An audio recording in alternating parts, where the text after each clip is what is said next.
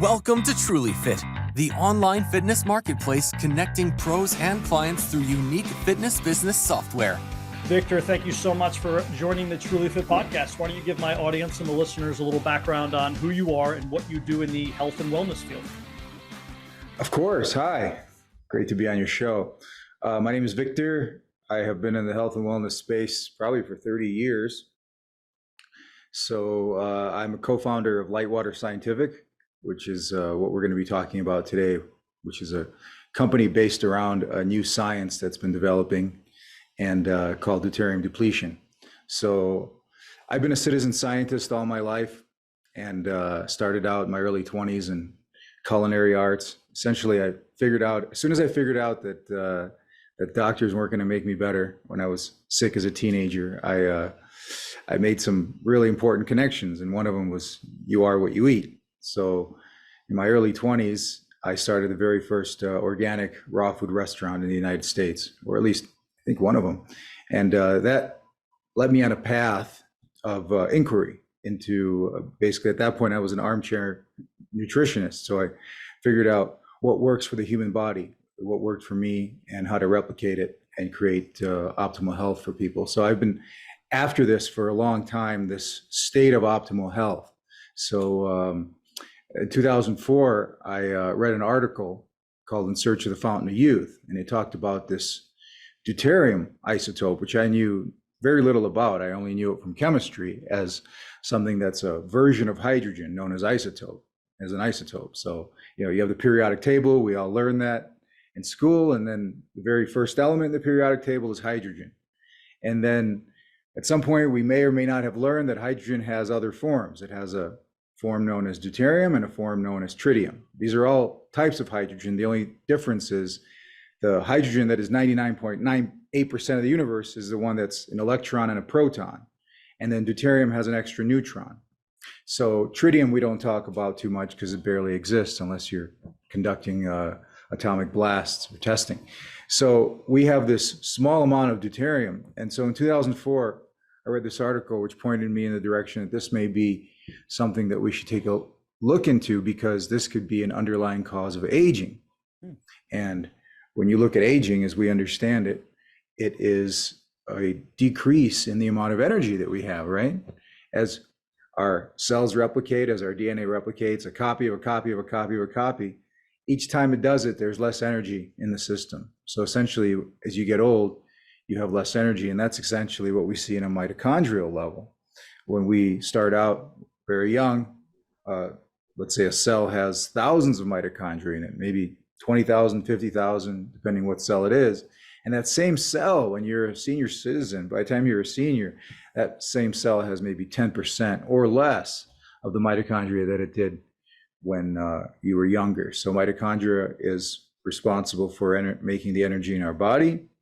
And so we have this problem where we're slowly going down. After we peak, we go down. And so 1% a year after a certain age, some say 23, some say 26, 27, whatever it is, in our 20s into our mid 30s, we look at different biomarkers as we age, and we see that there's a gradual 1% on average decrease in cognitive ability, cardiovascular function, collagen. I mean, you just, you know, it goes on and on and on, and that's aging. So I was looking at how do we intervene with this aging process and slow it down and make it more gradual. So being a citizen scientist, I look at everything. Not only do I study what comes out academically, but I just look at everything that I find because I'm a con researcher my entire life, seeking the truth, right? The truth is what works. And so what necessarily the truth is not necessarily or what they teach in school, but you get incomplete pictures, and then it's up to us to put that picture together completely. So that's what I've undertaken as my endeavor. And you explained what deuterium is and where it comes from, but explain about the water component. How is this involved in water? What should the average person, if I drink a glass of water, absolutely. Am I expecting to have a lot of deuterium or a little deuterium? Do we need more of it or do we need less of it? Okay, so I'll cut to the chase. We have too much deuterium on this planet right now. we have, so if you look at a liter of water, a liter of water is how many drops of water? Do you know? It's 20,000. Wow. So give or take. Out of that 20,000 drops, the drinking water on this planet has an average of 6 drops in that water. That's not H2O, right? Because we know water is H2O. That's how we learn it. But that component that has deuterium in it is HDO or HOD, where that hydrogen is replaced by its bigger and less useful cousin, deuterium. So 6 drops of that liter of water is this deuterium. And this gets into everything. This gets into our food. This gets into, it's prevalent on the planet. And so the theory goes, as part of this new science known as Deuteronomics, which is endeavors to explain how deuterium is managed by the body and by eukaryotic or oxygen breathing cells. So the issue here is that when we evolved, we had less deuterium on this planet. So the ideal for our bodies is about 120, in that range or less, parts per million as measured. We measure it through saliva. You can measure breath vapor. You can measure any bodily fluid. But on average, you want to be in the 120 range. And the population of humanity, which is over I think it's close to 7 billion people now or more, it has a deuterium level of 150 on average. Some people have more, which makes them chronically ill and live a lot shorter. And some have a lot less, which is based on the geography in which they live, and now based on drinking water that we produce.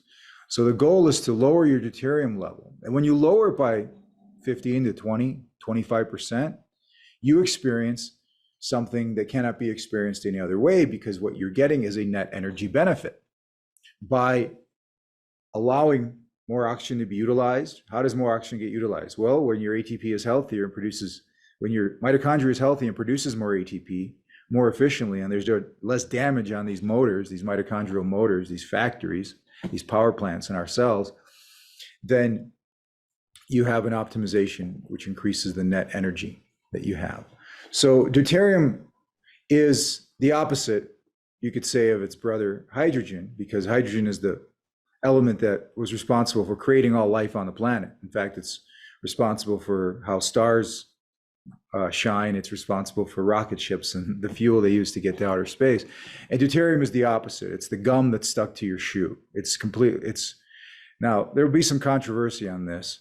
There's no one has been able to challenge this when I say it's completely useless. Like, I don't really see any benefit unless you're using it as a neutron moderator in an atomic reaction. But in the body, deuterium,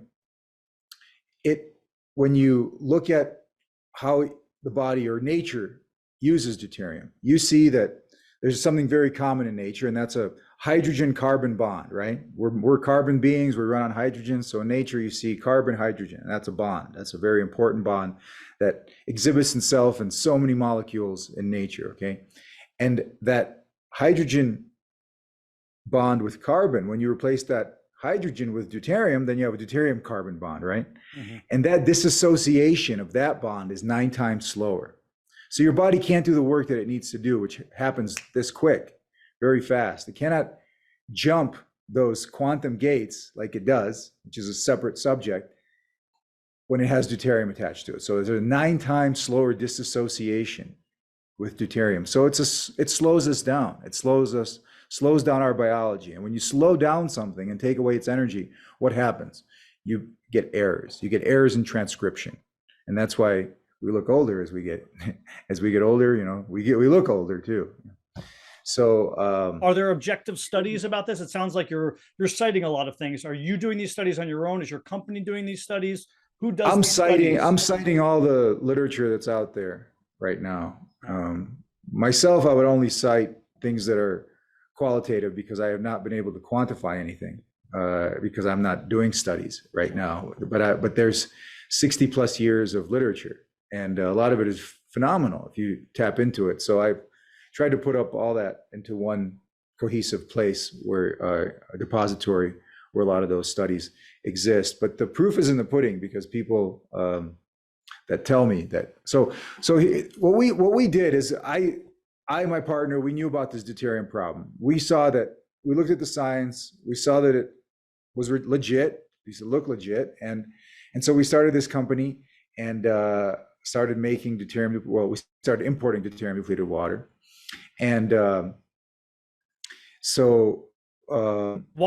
import? That's a whole other subject of how difficult it is to make this product. Yeah, okay? That's what I was going to ask. Is it expensive to make it? We're doing it offshore. We're not doing it in the U.S. Now, I mean, there's this other subject matter. But the point is that we looked into this and we said, this might be something that is a higher level intervention. This may be an upstream solution. There's not many of these upstream type solutions where everything down of it benefits.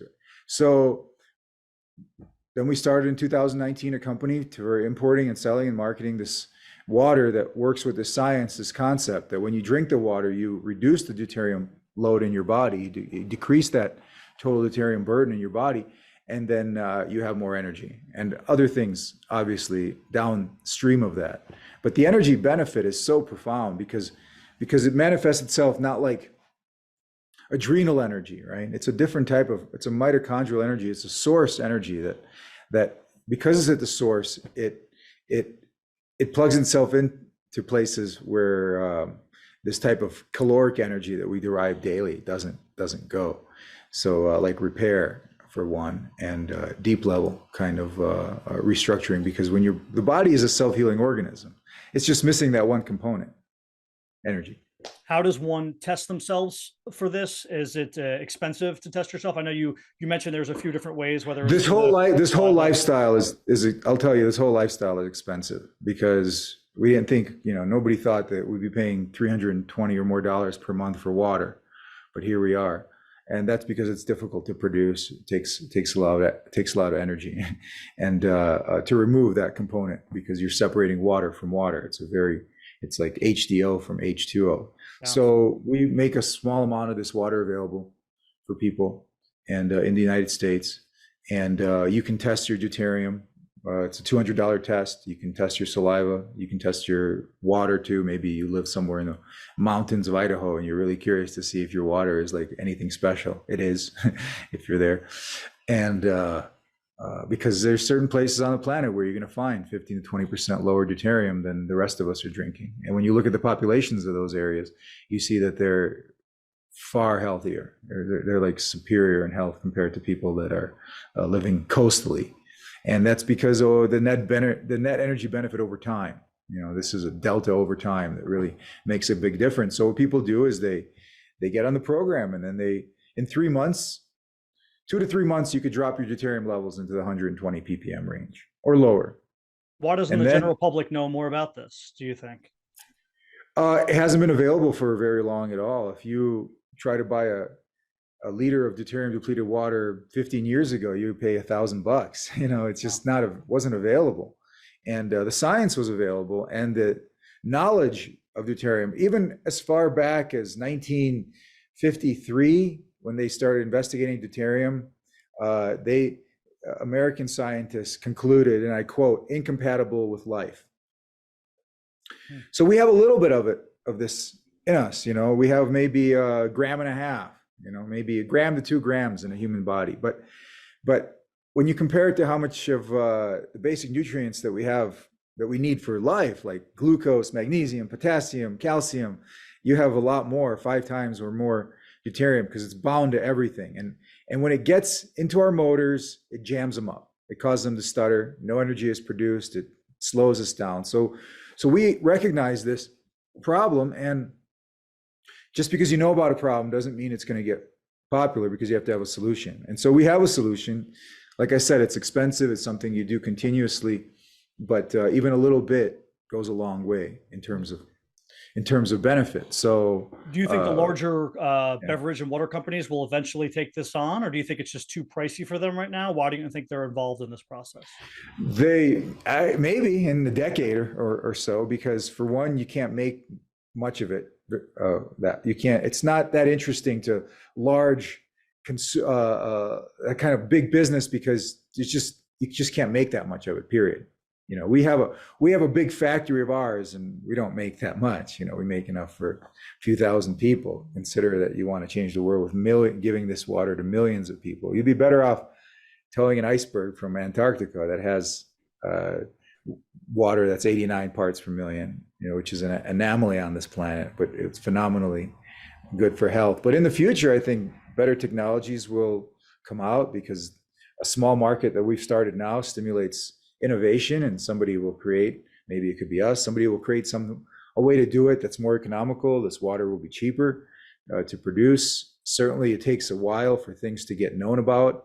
It has to be validated, or at least considered, and by mainstream science. And so this is all starting right now. We're very new on this. It's very exciting, because I lecture to a lot of doctors, and they can't argue against it, because it's a mechanical problem. See, this has been known about for 60 plus years, but it wasn't until 2007 that Dr. Abdullah Olgun actually did the work and discovered, he may be nominated for a Nobel Prize one day, discovered how deuterium damages, specifically how it damages the mitochondria in these motors known as ATP synthase motors, which is the smallest motor in nature.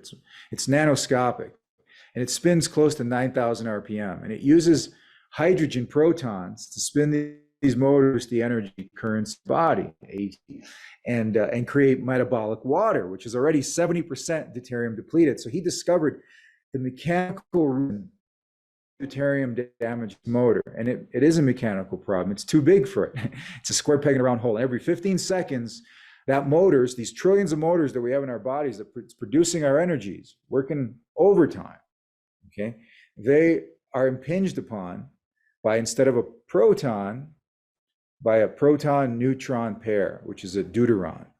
And this causes the motor to stutter, break down, and this is one of the reasons why we age. It's not the only reason we age, but I think we've discovered something so profound, it's going to go down as one of the greatest discoveries in biology, is this deuterium problem. And it was overlooked because when you look at it, it doesn't seem like much. Like I said, 6 drops in 20,000. But when you look at it deeper, like Dr. Olgun did, or Dr. Boros, who coined the term Deuteronomics and is the leading authority in the world on this new science, this new biochemistry, peer-reviewed no less, and you start seeing things that fill in a lot of answers to questions that didn't have any. And when you start considering deuterium in biochemistry, a lot of those gaps, a lot of those missing links get filled in.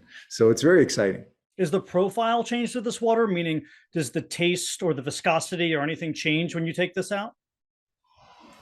The only difference in our water is, well, there's a few differences, but people can replicate those. But what makes our water different is it's known as super deuterium depleted water, super light water, meaning that it's over 90% reduced in deuterium. So we make a 94 and a 97% reduced water, which is 10 or 5 ppm. Now, some will say that our water does taste very good. It's a very interesting anomaly, because our water is distilled water for all intents and purposes. We don't add minerals back into it. We let you do that. So we have a water that's so pure, it tests at 2 megaohms, which is pure. This is like lab grade water, meaning it has no ionic activity, meaning you can't even measure the pH of it, because there's no minerals in there to measure pH with. So it's completely inert water. Typically, when you have such lab grade pure water, it doesn't taste very good. But for some reason, our water tastes great. It really does taste phenomenal. And it tastes very pure, very light. But the only difference really, when you consider our water and other waters, other than being its purity, which anybody can replicate, you cannot replicate the fact that it has 94 to 97% less deuterium. And that's the difference that we're going for, because there's a mechanism known as hydrogen exchange. When you drink water, you expel water through sweat, breath vapor, urine. When you put in water that has less deuterium, you will let go of some of your deuterium.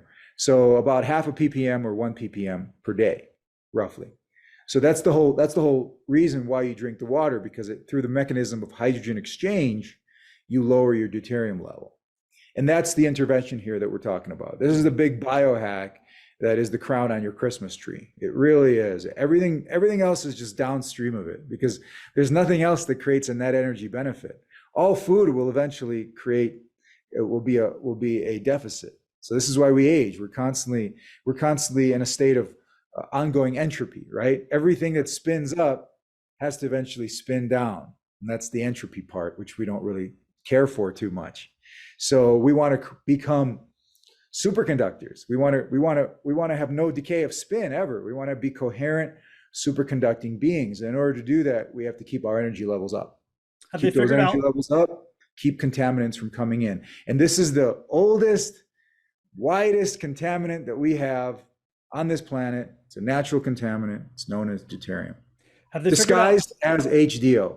Have they figured out why the deuterium levels, let's say in Idaho, are less in the water than maybe in New Jersey? Is it elevation? Is it time? Is it people? It's the hydrological cycle. It's the condensation cycle, evaporation condensation cycle, and there's a little complexity to it, which allows for a reduction of deuterium in places that are away from the hydrological cycle of the ocean. So the eastern slope of the Sierras, you're going to get maybe almost 10% lower deuterium than you will on the coast.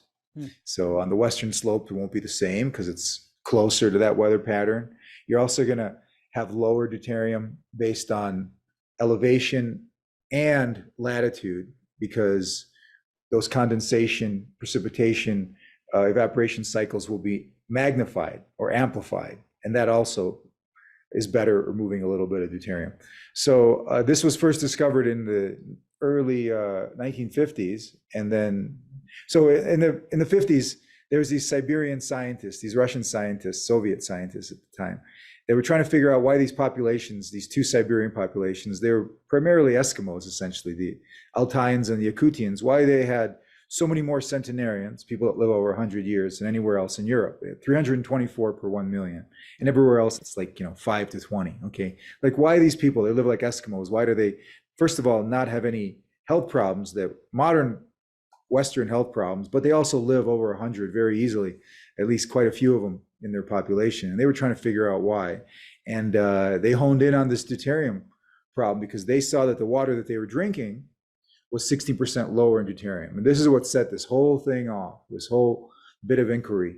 And they published in 1961. And this is from that time that we know that the reduction of deuterium in your body will increase your energy, and the accumulation of deuterium will do the opposite. It will slow you down. Do you have any competitors, and do you expect to down the road have competitors, because it seems like such a up and coming niche market? There's 4 factories that can produce this right now. Nobody in the US. We're in the process of building a factory in the United States, but right now we have 3 competitors. One is a Chinese competitor that brings in their water into the US and markets it here. And then there's a Hungarian water and a Romania, and then ours. So I'm friends with most of them. It's not like it's competition, because there's just not enough. If everybody woke up tomorrow and said, "Oh my God, I get it. This is huge." Where would you get it? Maybe everybody together has enough water for 10,000 people, if that. Okay. So if everybody woke up tomorrow and said, "I want to deplete my deuterium, where can I get this water?" After that small amount of, and how many culturally creative, biohacking type athletic people involved with their own health do you have in the United States? It's 25 million or so. So you could, it would be a radical shift. And I think this is one of those things that's coming in at this time of great shift in human consciousness, technology, everything. This is a real long-term strategy. It's here now, just landed, and it's growing. So we've just planted the seeds now, and it's very exciting because it's only been 3 years that we've actually been commercially making this available to people, where they can not only feel a benefit short term, but actually be on it for a number of years and see what the long-term benefit is, because it's a lot of this is unpaved territory. This is all very new because it's mostly existed in theory up until ourselves and our small number of competitors actually started making this available for people. Is the goal to focus on the technological component and to make this, let's say 30 years from now, actually available to a large swath of people? Absolutely. Yeah. The technology is a big piece here. Yeah, because what we're doing right now is we're copying the hydrological cycle inside a factory, and we're amplifying it, right? But that's how we're removing the deuterium, or the HDO, the semi-heavy water, from the H2O water, is through this mechanical process. You have these columns that are 40 feet tall, and then they have water going up and down, and then you pull a little bit off at the top. That's has less deuterium. So I think it's very exciting, because I put this challenge out to everybody I talk to, at least in scientific circles, and I tell them, hey, maybe I make an analogy that you and I are. It's 1860, and you and I are sitting around a campfire talking about the fact that sometime in the future somebody's going to invent the light bulb. We haven't seen the light bulb yet, but we know it's close because we have other things that point to it. So now we have the water, and we have the technology to do it. We don't have it for the whole planet yet, but we're close, right? Somebody is going to come along. Maybe they're not born yet. Maybe they already are. Maybe it's you. Maybe it's me. But we'll figure out a way. One, it'll get accepted in mainstream science. Two, it'll get accepted as a household where people will know that there's a new standard of water purity, because that's really all it is here. It's a new standard in the purity of water. We figured out in last century that, we got to remove arsenic from water. We have to remove chlorine. It's best to remove particulate matter. It's not too good for us. So it's only in the last 50 years that we have reverse osmosis filtration. By the way, my partner, Robert Slovak, is one of the pioneers of reverse osmosis. Now, again, second round around the merry-go-round with deuterium depletion and light water. So what we have here is a new standard of water purity. It's just not everybody has been able to come up to it yet. In fact, it's very difficult to come up to the standard. But when you incorporate this standard into your body, into your lifestyle, you benefit immensely, incredibly. I mean, I can attest to that just with my own testimonial. But with the people that drink light water over a period of time, or any deuterium depleted water, or even I'll go even further to say that don't even consume any deuterium depleted water, but observe a deuterium depleted lifestyle, they also benefit. So it's this deuterium depletion concept that people need to get familiar with and understand how less is more. Have you or anyone done a study where they just take, let's say, a bottle of Avian water, a bottle of Dasani, and the tap water, and tested the deuterium levels, and is one more than the other in your average?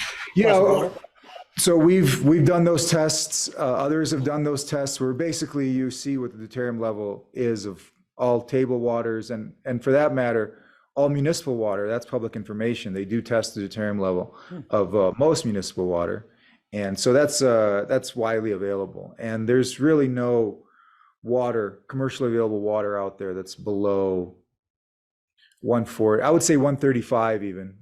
Maybe you can get a glacial water that's 135 parts per million, and certain parts of the world you will find you can get water it's an 120 ppm range, but you'll have to hike to those places. Yeah. Well, tell my audience a little bit about where they can find more about light water specifically, whether it is your website, whether they really are interested in buying it, or maybe they want to reach out to you specifically or someone in your company because they have more questions concerning this. Yeah, I would. Here's what I would suggest. You go to our website, drinklightwater.com, LITEWATER, and it's called light water because we put it on the scale compared to a equal amount of regular water. You'll see that it's slightly lighter because there's no deuterium in it. But familiarize yourself with information on drinklightwater.com and download the free deuterium guide.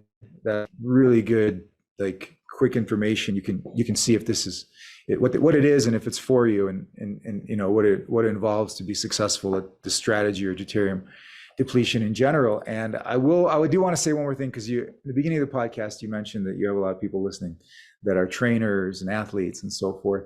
There was one study which I honed in on, which is phenomenal. And this is one that we are going to recreate here, is that after 30 days on deuterium depletion, this study showed, now it used athletes and weekend warriors, non-athletic people as well. And there was a study it was done with 6 people, and there was a group that drank slightly deuterium depleted water. There's another group that drank double the deuterium depleted water, and a group that drank just regular water. And the group that for 30 days drank deuterium depleted water, where they were able to get themselves down, probably, this isn't a study, but probably to a level that was between 100 and 125 ppm range, it showed that they had, that after 30 days on deuterium depletion, they were able to utilize they were able to, how do I say this? They were able to use half the oxygen to produce the same amount of effort. Wow. So they basically utilized their oxygen. They basically doubled their body's, how their body uses their oxygen, doubled its efficiency. And so when I read this study originally years ago, it made me think of something, because, when you look at these alpine climbers and they they climb Mount Everest, they have to do it with supplemental oxygen. Mm-hmm. And the Sherpas that live there don't. They can go up and down all day long to the top of Mount Everest, which is supposed to be impossible because of the lack of oxygen up there, or the very thin atmosphere. But they can go up there without supplemental oxygen. And the reason they can is because the base camp of Mount Everest, the water there is 125 parts per million. So when a Westerner acclimates there for a few months or more, and they practice a keto diet, they too can summit Mount Everest without supplemental oxygen, because of this study that shows that when you are deuterium depleted, you need half the amount of oxygen to perform the same amount of work.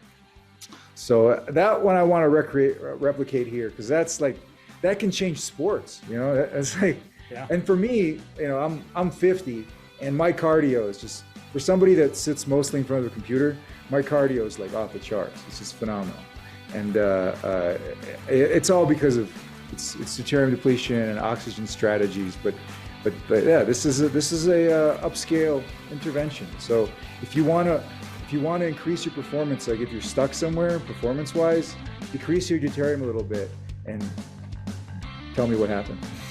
The science seems amazing. I myself am going to read more about it. Victor of Litewater Science. Litewater Science. Lite. I'm going to list all the links below, and anything else. If you have anything else to say to the audience, please go for it here.